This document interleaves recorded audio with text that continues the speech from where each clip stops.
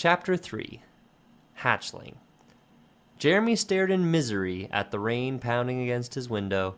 A streak of lightning sizzled through the dark sky. Seconds later, a roof-shaking clap of thunder made Grief jump onto Jeremy's bed and start to whine. Jeremy felt like whining too, though he was far from convinced that the thing he had bought in the magic shop was really an egg. He was still nervous. The directions said to expose it to the next full moon. But what? He whispered to the window. What if the next full moon never shows up? His worries were balanced by the feeling that the whole thing was nothing but a hoax, a joke being played by a weird old man with a warped sense of humor. Even so, Jeremy whispered the hatching poem to himself as he crawled into bed, repeating it until he was sure he had it memorized. Full moon's light to wake the egg, he was saying when he heard his parents' footsteps on the stairs. Full moon's light to hatch. He fell silent as a crack of light appeared at the door. It was his mother, peeking in to see if he was all right. Good night, sweetheart, she whispered, as she did every night, thinking that he was asleep and could not hear her. The house settled down, but Jeremy couldn't. Sounds drifted through the darkness. A cat bounding across the kitchen, the squeak of exercise wheels as his pets raced in place through the night, the patter of rain at the windows, the occasional sizzle-boom of lightning followed by thunder. And then, at 5 minutes to midnight, silence. Jeremy sat up in bed. The rain had ended as suddenly as it had begun. Moonlight was flooding through his window. Breathing softly, not moving, Jeremy listened. When he was satisfied the house was completely silent, he climbed out of bed, slipped into his clothes, and picked up the bag he had packed earlier. It contained the egg, still in its box, a towel, and a small wind-up clock. Feeling slightly foolish, he tiptoed down the stairs. The kitchen cats twined around his feet, begging for a snack. Ignoring them, Jeremy slipped out the back door. The night air smelled of rain. The wet grass, a little long because, despite his promise, Jeremy had not mowed yet this week, sparkled in the moonlight. A huge moon floated above the treetops. In its light, the whole world seemed to be made of black and silver. The high, frantic chorus of the spring peepers almost covered the sound of the wind as it moved through the newly opened willow leaves. Jeremy's heart pounded wildly with the sense of magic flooding the night. By the time he found a place he thought would be free of shadows for the next 3 hours, the grass had soaked his legs all the way to the calves. Hoping that neither of his parents would happen to wake and look out their window, he took the egg from its box, lifted it toward the dazzling moon, and repeated the poem he had memorized earlier. Full moon's light to wake the egg. Full moon's light to hatch it. Midsummer's night will crack the world, but St. John's Day will patch it. A tendril of gold light trickled through Jeremy's mind, making him shiver. What was that? Shaking his head, he took out the towel and spread it on the grass with his free hand. Then he placed the egg on top of it. Next, he twisted the key in the back of the little clock and set it to ring at exactly 3:15 a.m. Now everything was ready, except Jeremy himself. After a few minutes of standing ankle-deep in the wet grass, looking at the egg and listening to the peepers, he pulled one of his mother's reclining lawn chairs over to the towel. He shook as much water off it as he could, then settled down to watch over the egg. Lying on his back, he could see the dark forms of bats flapping their way through the lesser darkness of the night. Beyond the bats lie the stars. He began to look for constellations. As he was picking out Draco, the great dragon that twisted between the dippers, he drifted off to sleep.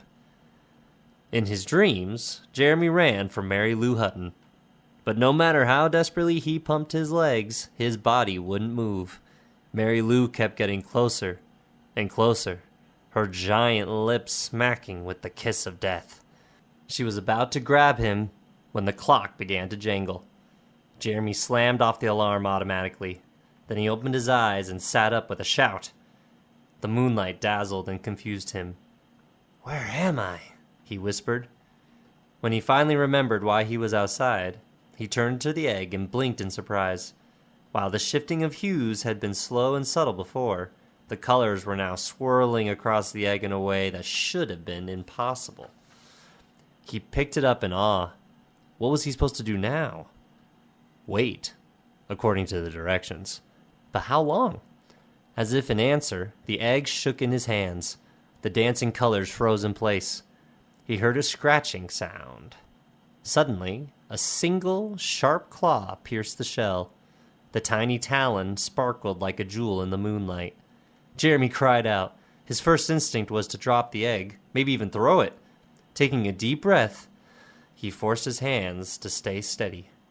Moving slowly, he bent to put the egg on the lawn. But when his fingers brushed the soaking grass, he stopped. "Maybe I shouldn't get you wet," he whispered.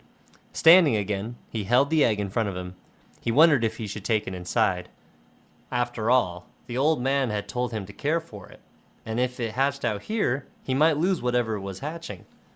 But maybe I'm supposed to lose it, he thought, feeling fairly certain that whatever was coming out of the egg wasn't the kind of thing one would keep for a pet. I sure don't want to go inside with something that's going to have us for supper. Yet whatever was in the egg couldn't be very big. Somehow it didn't seem right to leave a baby out here to fend for itself. "Inside it is," he said aloud. As he began to run toward the back door, shining chips of shell fell into his cupped hands. "Hold on," he whispered, as another claw appeared. "Just hold on. We're almost there." Shifting the egg so that he could carry it in one hand, he opened the door as quietly as possible. Entering on tiptoe, he eased the door shut behind him.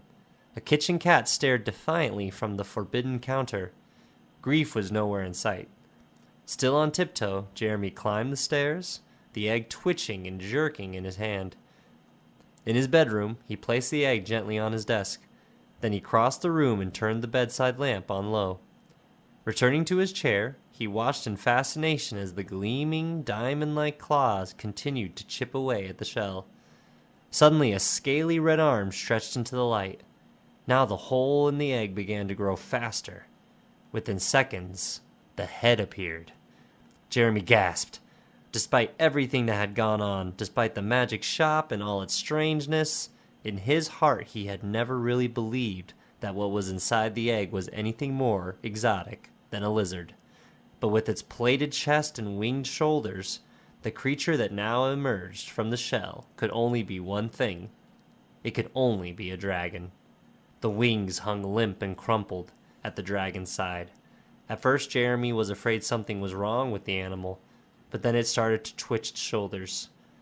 Soon the wings began to lift and fill. Except for the fact that they were bright red, they looked a great deal like bats' wings. When they were finally fully extended, Jeremy felt a surge of triumph so strong it was almost as if he had managed to pump up the wings himself. The little dragon looked around, sniffed, then began crawling across the desk. Jeremy pulled back nervously. Holding his breath, ready to run if necessary, he watched in wonder. Something began to tickle at the back of his mind. He stared at the dragon, and it locked eyes with him. For a moment, Jeremy felt as if he were drowning in green. Then the baby curled up, dropped its head over its tail, and closed its eyes. The green disappeared. Jeremy felt exhausted, but he was also beginning to feel a little safer. Curled up, the dragon was no bigger than a medium-sized grapefruit, and about as threatening. Jeremy found himself longing to touch the gleaming red scales. After the beast's eyes had been closed for several minutes, he put out a tentative finger to stroke its head. The dragon opened its eyes and reared back, hissing ferociously. A slender red tongue flickered over the tiny fangs, reminding Jeremy of the lightning that had split the sky earlier that night. He sat and froze in terror. The dragon hissed again, then arched its back, stretching its leathery red wings into the air. For a long moment, boy and beast stared at each other. Suddenly, colors began to swirl in Jeremy's head, almost as if he were looking at the egg again. Moving slowly, the dragon resumed its curled position, but this time it did not close its eyes. It simply lay on the desk staring at him. Once it sniffed, sending a tiny puff of smoke out of its nostrils. Jeremy took advantage of the truce to study the beast. In the low light of the lamp, its burnished scales shone like polished copper. The glittering green eyes, examining Jeremy as carefully as he was examining their owner, looked like a pair of intelligent emeralds. Each of its feet had 4 toes. From the tip of each toe stretched a tiny claw that looked like a chip of cut diamond. A ridge of pointed plates, none more than 1/4 of an inch high, ran from the top of the dragon's head to the tip of its tail. After a few minutes, the dragon lifted its head and made a tiny snuffling noise. Then it asked Jeremy a question. Jeremy had no idea what the question was, but he could feel the questionness of it inside his head, almost as if the dragon were using its ferocious little claws to etch a question mark into his brain. But nothing about the question itself was ferocious. It was simply that, a question. Sensing the little creature's genuine puzzlement, Jeremy's feelings shifted from awe to protectiveness. He put his hand forward again. This time, the hatchling didn't move. Holding his breath, Jeremy inched his hand even closer. When the dragon still didn't move, he cocked out one finger. The dragon darted forward and nipped his fingertip. "Ow!" cried Jeremy, pulling back his hand. "You rotten..." His burst of anger was cut off by a wave of puzzled sorrow that started back in the back of his head and shivered all the way through his body. Jeremy looked at his fingertip. Though a half circle of red dents ringed the fleshy side, the skin was unbroken. "Are you trying to play?" Moving cautiously, he extended his hand again. The dragon stretched his neck forward. This time it moved as slowly as the boy. Opening its jaws, it took Jeremy's fingertip delicately between its teeth, then shook its head gently from side to side before letting go. "Almost like shaking hands," said Jeremy softly. Feeling braver, he reached forward and stroked the dragon's thumb-sized head. The dragon closed its eyes and made a little chittering noise. Jeremy smiled. He had just made friends with a dragon. Dawn found Jeremy still at his desk, the dragon perched on his shoulder, nibbling contentedly but ineffectively at his ear. As Jeremy watched the sunrise, he decided it was a good thing the dragon had hatched on a Friday night. He had a lot to do before he could go off and leave it on his own all day. First and foremost, he had to figure out what to feed it. In the stories he remembered, dragons dined on fair young maidens. All in all, that seemed like a bad idea. Jeremy rummaged through the stack of drawings where he had hidden the instruction sheet.